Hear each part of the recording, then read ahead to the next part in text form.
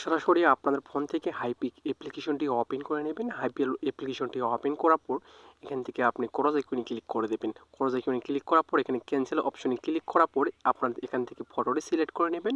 ফটোটি সিলেক্ট করা হয়ে গেলে নিচে দেখতে পারবেন অ্যাডজাস্ট অপশন ক্লিক করে দেবেন।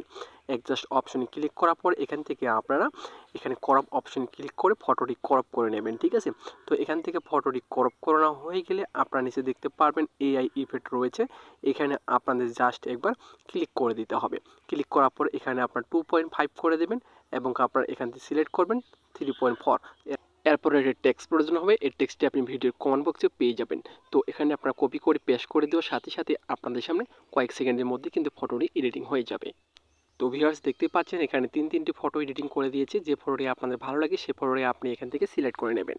সিলেক্ট করা হয়ে গেলে টিকমার্কে ক্লিক করে আপনি ডাউনলোড করে গ্যালারিতে নিতে পারবেন। তো আশা করি বুঝতে পেরেছেন কীভাবে আপনারা ফটোগুলো এডিটিং করবেন।